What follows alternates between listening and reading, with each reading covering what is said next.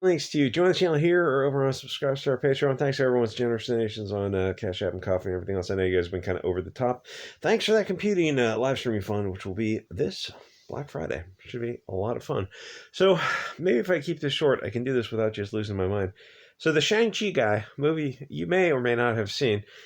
He's talking about Martin Scorsese and Quentin Tarantino and calling them Islamophobic, and has a weird flex. The statement, the golden age of Hollywood was who European as heck, which stop and think about that line just for a second. Like, sort of a cell phone, because the golden age, so you're saying that was its peak, right? I mean, it was the peak of Hollywood, and it was, you're saying, overrepresentation of these fair skinned people of the light, and it was that was the best of Hollywood.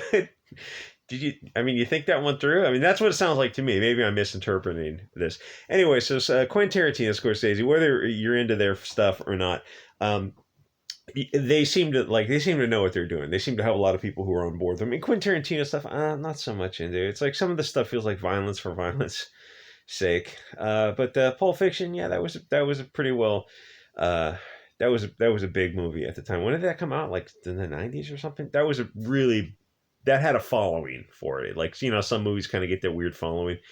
Um, and then people are, I don't know if that put him on the map, but it took him to the next level. But it's weird that this guy, this Shang-Chi guy, I don't think he's playing with a full deck, or there's something, he's deep in an echo chamber, or he's got something borderline personality disorder, because he's a guy who had a little back and forth with Bob Chapek, because he was, when he was at Disney for the 2 year period, he was talking about releasing a movie in the theaters, and it was in the middle of the Wu flu, and people were a little bit weird about that, when you want to sit in a theater for 2 hours, and then releasing it to Disney Plus, and how that was going to work, and do the best at the time with what you got, kind of thing.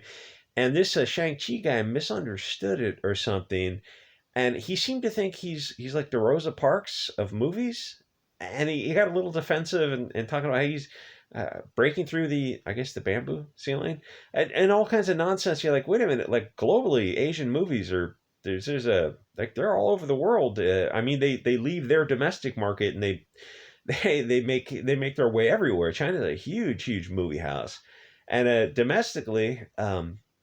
There's probably a fair representation for the Asian population in America on screen.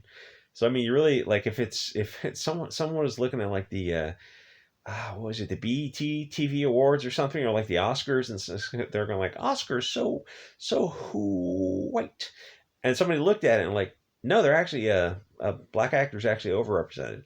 Oh, well, nobody ever follows up. Like, people release these statements, and like the media never ever follows up and go, oh no, actually, here you're wrong, here's the statistics of why you're wrong. It's like, yeah, that'll never happen. You'd be waiting a long time for that.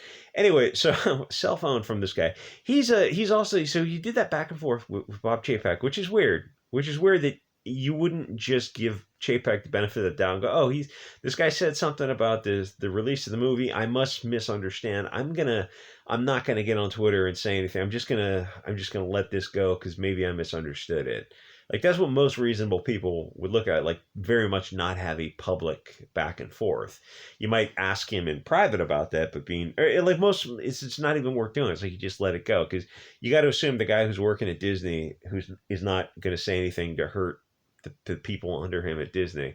So this Shang-Chi guy is not quite wired right, and he also doesn't know his place in the hierarchy of this Bolshevik Frankfurt School Saul Alinsky. It's like it's all made up, but it's a weapon of war. If the war is fought like this cultural Marxist war, he doesn't understand his place in the POC hierarchy. He thinks he's halfway on board with all this, just insane globalist talking points of, we're marginalized and oppressed and disenfranchised. Like, people are telling you that just to manipulate you. None of that is real. So he's a guy who did this thing with Nicki Minaj. He went to a concert, and he said something like, she was dancing around on stage like a crazy person. That tells you right there, this guy does not know the way of the world. He doesn't know where he is on the hierarchy. He is a millimeter above European people. He's right there at the bottom. And for some people in the community, in this Bolshevik battleground that's going on right now. He might even be a below them, depending on how you want to rank the hierarchy. More or less hated than European people, because everyone has their own private hatred. He doesn't understand that, and I can tell by his tweeting history. He thinks he's with, in his mind, the other POCs. That's not the way of the world, if I can carefully say that. That's not how they. The only ones you can degrade, humiliate, belittle, and dehumanize, you're free to. Although I will say some people are waking up now, is people of European descent, especially if they're Christian, especially if they're male. It's open season, but it's mostly on European people. They're the people you can dehumanize the most. He doesn't. He thinks he's at the top of this hierarchy, and he doesn't understand. He's at the bottom, and the only people below him are people like you and I.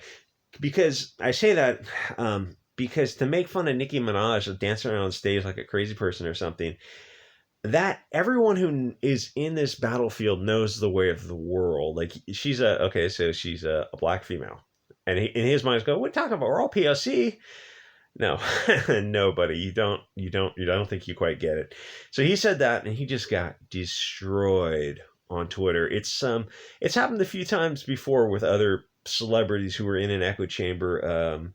Whoopi Goldberg, Nick Cannon, Letitia Wright, Nicki Minaj. They all found out.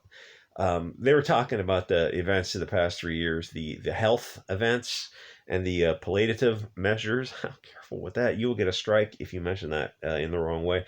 And they learned that there's very much a narrative that must be maintained. And they thought they were at the top of this hierarchy, and they learned, oh, no, there's actually a narrative to be maintained. And if you go outside, if you ask questions like Letitia Wright and Nicki Minaj are doing over the past 3 years, if they're asking reasonable questions, they found out things are not as they seem. They have power, yes, but the penultimate power is what they hold. So anyway, he's talking about Quentin Tarantino and Martin Scorsese. Just this guy, like I think he's got a screw loose to. He's really shooting himself in the foot. Listen, Hollywood, you're an actor, right? As Michael Jordan said, Republicans buy tennis shoes also. Everyone, you want to sell to the biggest audience. Actors, you want to be likable. You want to have positive name recognition. And by all means, use social media. But my God, you have to know how to use social media if you're in the public sphere. Use it to your advantage. Never take never take a side on things. It's like, just let it be known that you just don't do that. You don't engage in partisan squabbles. You're above all that kind of stuff. There's ways to handle it very, very carefully, which a lot of people in the public sphere don't handle it. So he puts out this tweet. We were talking about Tarantino and Scorsese, which have a lot of connections to people in Hollywood, and also connections with an audience who like their work. And to say, I never would have had the opportunity to lead a $400 million plus movie. I'm in awe of their filmmaking genius, but they don't get to point their nose at me or anyone. Did they do that? I don't think they did. So he calls them, I guess, gatekeepers, or alluding that they might possibly be gatekeepers when they were in Hollywood in a different time period. So he called that the golden age of Hollywood, when it was more fair and light-eyed. The golden age, the peak, right? So he's saying it's worse now, but it's less of those people now. And then his second point is it was part of a $400 million movie that's domestic. I looked it up, the numbers for, if you want to look up movie stuff, you look up by the numbers box office, and it'll take you to the by the numbers site, and it's a detailed financial stuff if you want to look at. So that was 400 domestic and international. I don't think the movie made money. The Shang-Chi movie, the 10 Rings or something, or if it made money, it just crossed over. Because the movie costs, I think, $150 to $200 million, and then you add in $100 million plus for advertising, and then you look at the domestic take, you're like, that's the biggest percentage where you got to have that. And I think it only made 240 domestic. So and then the reason the international take, the company just doesn't take it takes a smaller percentage of international. So a 400 million plus movie is probably, it's a loss of some sort.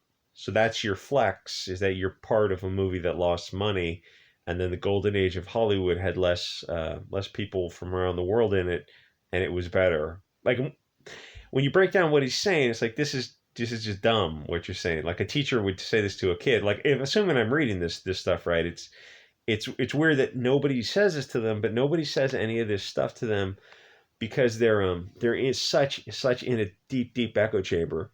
Like to have the hubris to talk down to Hollywood like this, or to talking down to Scorsese or Tarantino because they're probably not reading your Twitter, but you're talking to the fans of his, and you're gonna realize people like different things. You don't want to put yourself unnecessarily in the middle of controversy, like with Bob Chapek or with Nicki Minaj or with fans of Tarantino or Scorsese or people of European descent at all. And to I mean, to this tweet is no movie studio will ever be perfect. I'm proud to work with one that's a stand effort to improve diversity on screen by creating heroes, empower, inspire. This is just like Bolshevik nonsense. Nobody believes this. This is stuff like kids are talking about, or it's just like a public relations thing. I love the golden age too, but it was fair as heck. It's like, so 55% of the country is of European descent. The other 45% is around the world, and you're insulting that 55%. And it's not like, no, people are not terminally online. They're not all seeing this stuff, but there's a vibe for. And then the second tweet is bracing for internet trolls, loser internet trolls. So presumably you're talking about the 55% white America. Those are the losers. And because of your insane statement that it's, you have to be deep in an echo chamber to make a comment like this and not think it through. Like, oh, so you think maybe you're insulting these people? Oh no, I'm like, it never occurs to them. It never occurs to them. But the thing with vibing, like for actors, actors sell movies, and movies sell movies. By that I mean like the properties, the franchises themselves sell movies. This guy's not a likable character. Maybe in the Asian community, to go, oh, so what's the Chinese American community in America? What percentage is it? I don't know, 4%. Oh, so maybe like going after insulting the other 55%, maybe not such a wise move.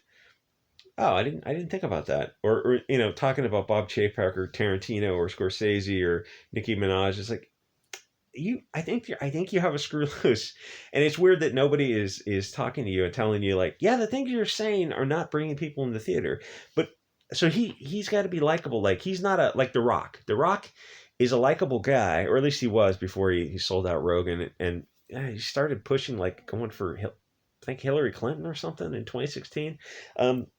So if I mean honestly, you look at The Rock's like, does somebody own you? Like, does somebody have what do you call like the Epstein Island like blackmail ops on people? It's like that's what they do, those Mossad honey traps. That's what it feels like with The Rock. But he still has name recognition, and he still has a likability factor. To get people into a theater to see that movie Black Adam, that was not a good movie, and it's probably not going to make. It's definitely not going to make money. But at least he was able to get some people in the theater based on his personality. This guy doesn't have that, and it's no dog. It's it's not just him, but it's like Disney, Hollywood, superhero movies. Hollywood in general doesn't have that vibe where people are excited about movies. People are excited about stuff. They're not. It's like you're on the down. It peaked somewhere. I don't know when it peaked exactly, but over a decade ago, in terms of like the superhero Marvel, DC, the superhero genre of films, that was at least a decade ago, and now it's definitely on the downward slope. And it doesn't seem like he knows that, or it doesn't seem like the people at Disney know that, because otherwise I'd be taking him aside and be like, I would talk him through exactly what I just said, like all these points about how every time you bring up something where people are going to take sides and you take side on it, it's a series of Venn diagrams that are overlapping a smaller.